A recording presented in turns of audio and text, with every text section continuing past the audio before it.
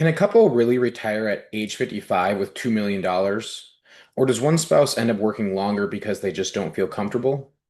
I recently saw an article titled, "Can my wife and I really retire with a $2 million nest egg? We cannot reach an agreement." And honestly, this is one of the most common conversations couples are having right now. Same assets, same goals, two very different perceptions of what's possible.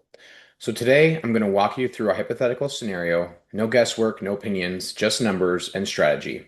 We'll look at a couple with $1.5 million dollars in a 401k, $500 in a Roth IRA. And here's the key question. Does planning actually make a difference, or is $2 million just $2 million? Because what I'm about to show you is this. Without in-depth planning, about $7,300 per month after taxes is available to this couple at age 55. With in-depth planning, closer to $9,400 per month of after taxes of income is available for this couple at age 55. That's a $2,100 difference. So the first question, can we really retire, depends on what they have, what they want, and how they're going to get there. The second part of that is, okay, if $7,300 is enough, great. Do you want to optimize that? Or if it's not enough, what planning strategies can we do to increase that and optimize your overall planning to maximize your income and minimize your taxes? Same couple, same money, very different outcome. Let's break it down together. I'm going to share my screen here for those who are watching so they can check out, so they can walk through this with me. All right, so there should be my screen. So just a quick recap here. Like I said, they have $1.5 million in their 401k or 403b or other tax deferred plan, and they have $500 in their Roth IRA or other Roth rollover Roth. Okay, so this is after tax money. Their goals in this example are retiring at age 55, which is what they're at right now.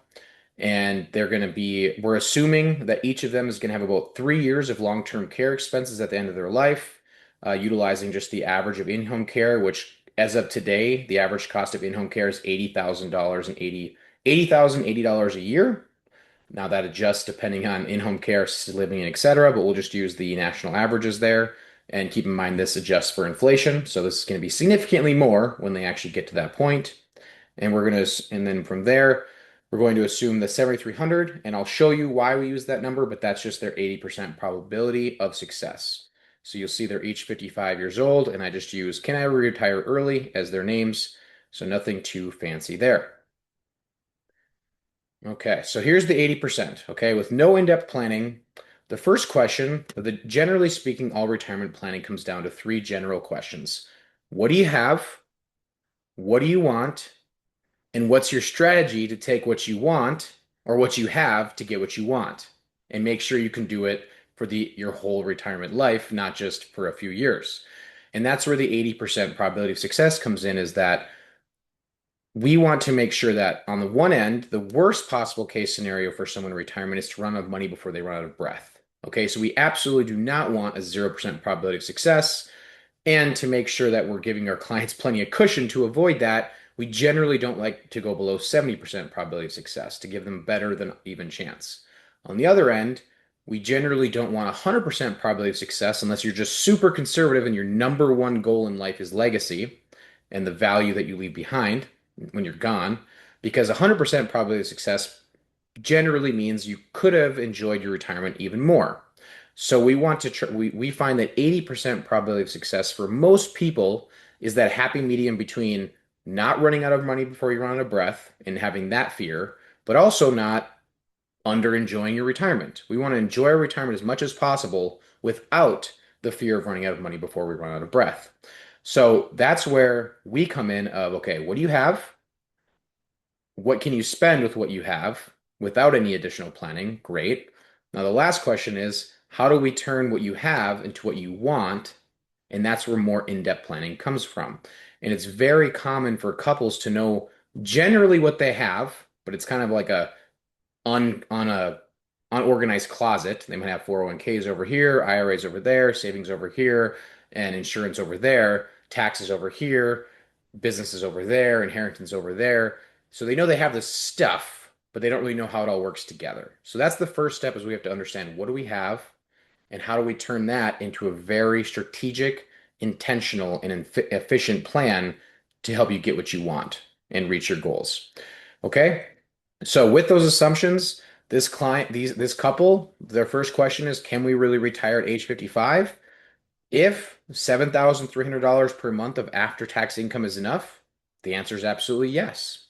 If that's not enough, then it's okay, what can we do to improve upon your strategy and be more intentional to increase that income? And if we can get that number up high enough without taking too much risk, the answer is still yes. And if we can't get it up high enough to meet the goals of one of the two of the couple or the couple as a whole from their traveling and things like that, then maybe we need to look at working a year or two more. Okay? Or tweaking our plan and strategy and things like that. So let's jump into it. So, short answer to their question, if $7,300 per month after tax is enough, you're good to go. Now, the next part is how do we make that more efficient? So, first and foremost is asset allocation. And I know, so if you listen to the news on a daily basis or water cooler talk, pretty much everything revolves around market volatility, what's the market doing today, and trying to fear monger you into selling ads. So if you are convinced, like many are, that market volatility is the greatest risk to your retirement, you could allocate your portfolio in a preservation portfolio. Be super conservative, avoid market volatility, and have 10 to 20% of your investments in equities or stocks and the rest in income and cash. What's that going to do to your probability of success? It's going to deteriorate it big time. You're going to go from 80% probability of success and a median ending portfolio projection of 2.7 million to a 33% probability of success and a median ending portfolio of $0. So even though we took the fear of market volatility off the table, we significantly increased the likelihood you run out of money because of inflation, right? So every year everything gets more expensive. So we can't just avoid losing money. We actually have to have your portfolio grow while it generates revenue if you're going to maintain your lifestyle. All right. On the flip side, if you want the most aggressive portfolio because you're like, I don't care about market volatility, let's just maximize our long-term growth to maximize our long-term spending and maximize our long-term legacy. Let's see what that does. That gives us an 86 probability of success. So that grows. And just for a note, the current allocation I'm basing this on is a 60/40 portfolio. So 60% stocks, 40% bonds and cash, because that's the most default standardized portfolio for people who are entering retirement. And that's generally where, if you're in a target date fund while you're working, it's going to have you around that at your retirement date, if not more conservative. It might even have you closer to a 50/50 portfolio. So side note, I've talked about in other videos, make sure you understand how your retirement portfolios are allocated because they make a big impact on your long-term growth and success. So in this case, we have 90% stocks, 10% bonds and cash, significantly increase your probability of success, which is great. But for most people, that's a little too risky. And when I say risky, I mean, if the market corrects, we don't have enough cash on hand in our income reserve to wait for it to come back. And if it doesn't correct, even if it doesn't, that's a lot of potential volatility to be seeing in a retirement portfolio. You need to last a really long time. So for most people, we're not going to go that aggressive, but let's just say we go from a moderate to a growth portfolio, just a slight increase from 60% equities to 70%, nothing too absurd. With our clients, we get a lot more intentional about building income reserves and things like that. But this is a very general situation, so I just want to show you the impact of being a little more intentional when it comes to fighting inflation rather than just running from market volatility. So a simple improvement from 60% equities to 70% equities and decreasing from 40% bonds and fixed income to 30% bonds and fixed income is going to increase our probability of success from 80% to 83%.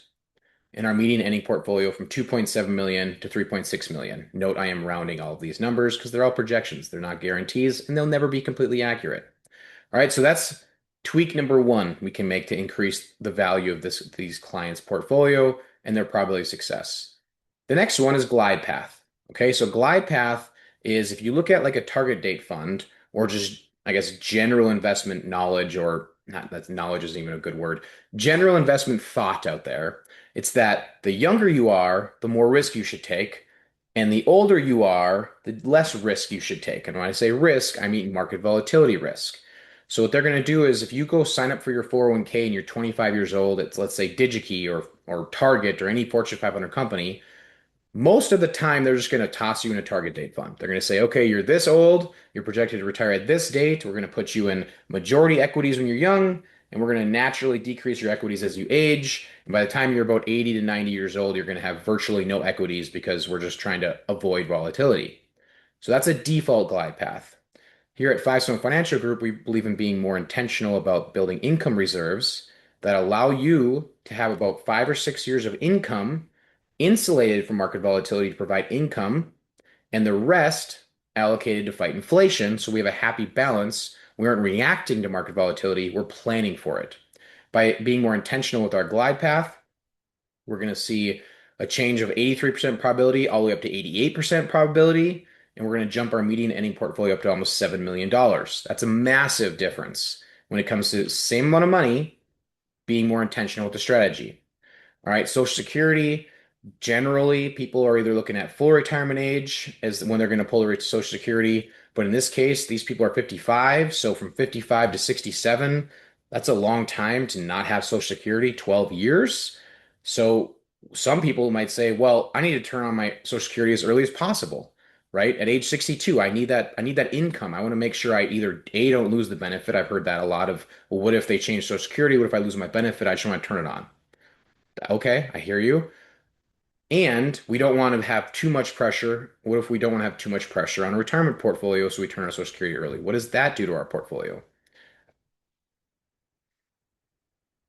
So you're going to see that drops your probability of success from 88 to 87, but it slightly increases your median ending portfolio. It's almost identical, but it slightly went up. And the reasoning is, again, is because by turning on your Social Security earlier, you're decreasing the amount of time you're completely dependent on your retirement portfolio of $2 million dollars in this example. But so that helps your legacy, but your probability of success goes down because now your Social Security is going to be a smaller benefit for the rest of their lives. So if they live a long time, which in this example, men are project life expectancy is about 86, the female in this example is 88. If they live longer than that, their Social Security becomes even more important because it's a guaranteed benefit under today's laws. That increases slightly each year. Whereas if they live less than that, then of course it has less of an impact. Now, on the flip side, if we use the optimal strategy, which is age 70 in this example, so now you're going from age 55 to 70, completely dependent on your retirement assets of 1.5 million traditional 401k, $500,000 in a Roth. So now you have 15 years where you're completely dependent on that nest egg, and then you turn on Social Security. So your permanent benefit is higher, but are dependent on your portfolio longer. What does that do? That's going to raise your probability of success up to 89%. So that's the highest we've seen so far. Age 67 was 88 and about 7 million. Age 62 was 87 and a little over 7 million. Age 70 was 89% and again still about 7 million. So the legacy isn't a drastic difference here. So this is a good opportunity with this hypothetical situation for us to have a really good conversation with these clients of what they feel more comfortable with and what makes the most sense so we can make a really intentional decision. For now, I'm going to use the optimal strategy of age 70 because it does give us the highest probability of success, which is the most important thing to not run out of money before we run out of breath. Next, we're going to look at tax strategy. What happens if we include a proposed tax strategy? And I won't go into great depth here, but what that's doing is if I did go into depth, it would show you that they're utilizing Roth conversions up to their ordinary income tax bracket of 10% in some years. It's a year by year basis, depending on required minimum distributions before age 60, after age 60, and things like that. But you'll see here, that brings their probability of success from 89% to 91%, and their median ending portfolio from 7 million to 8 million. So that tweak increased their median portfolio by almost $1 million. That can be a big difference, but every situation's different. There's no one hard and fast rule of are Roth conversions good or bad? It depends on your situation. In this situation, it made about $1 million difference for them to include some Roth conversions. And the last but not least, possibly the most important, is your retirement spending strategy. Okay. In the article, it literally discussed using the 4% rule of withdrawal rates. They said, okay, if you're going to withdraw, generally speaking, you should take about 4% of your withdrawal of your portfolio and adjust for inflation each year. But because you're retiring early, maybe you should take 3%. That's what the article talked about. So that's how the average general retirement strategy works. You start your retirement, you figure out your number using the 3 or 4% rule, and then you adjust for inflation each year. The problem I have with that is that most people, statistically speaking, and from my personal experience, when they enter retirement, they're the youngest, most excited they're ever going to be. They want to travel, they want to see their kids, they maybe want to buy a lake home, they want to do things that they've been thinking about and dreaming about for decades. So they go out and want to do them, right? That's the most excitement. So they usually spend more early in retirement. Then as they age, they slow down, they do a little bit less. So they end up spending less. And then as they age some more, medical expenses kick in and they spend a lot more. So that's where the retirement spending smile comes in. So if we follow retirement spending smile philosophy rather than just a default inflation adjusted philosophy, now that's going to update our probability of success from 91% to 96% and our median ending portfolio to 9.8 million. So overall, those five adjustments made the same $2 million go from an 80% probability of success at $7,300 of after-tax income per month to a 96% probability of success, and it brought the same $2 million nest egg from a $2.7 million median ending portfolio projection to a $9.8 million median ending portfolio projection. That's a $7 million difference on the same nest egg by making five intentional strategic decisions. Or, coming back to the original question, can we really retire? If $7,300 per month isn't enough, and if they would like to maximize the retirement experience rather than just leaving potentially $10 million behind, they could increase their monthly after-tax income all the way from $7,300 up to $9,400 per month. That's a $2,100 per month after-tax increase with the same amount of dollars because of more intentional planning, and they still have over $2 million more in a median ending portfolio.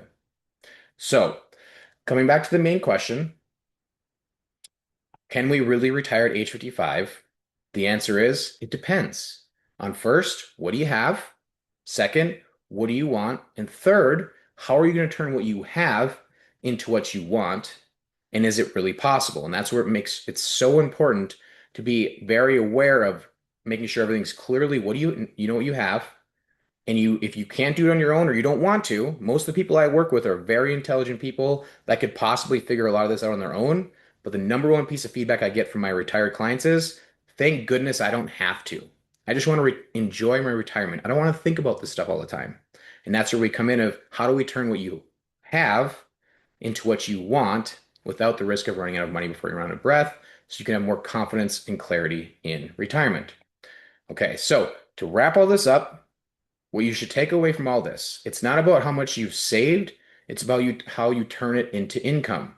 Because the difference between a basic approach and a coordinated plan is not just theoretical.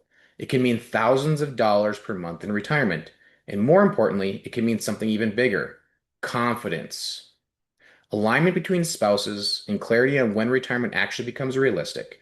If you and your spouse are not fully on the same page yet, that's not unusual, but it is something worth addressing with a plan, not just opinions. If you'd like to see what your numbers could look like, we've created a simple process to help you explore that. You can reach out and we'll walk through a personalized version of this for you, focused on your situation, your goals, and your timeline. This presentation is for informational and educational purposes only. The scenario is shown is hypothetical and does not represent any specific client. It is not intended as investment, tax, or legal advice. Results will vary based on individual circumstances. Always consult a qualified professional before making financial decisions. If you found value in this episode, make sure to subscribe, share with someone who's thinking about early retirement or normal retirement or already retired. And we'll see you next time on Money Not Math, where we simplify the financial side of life. Thanks and have a great day. Bye.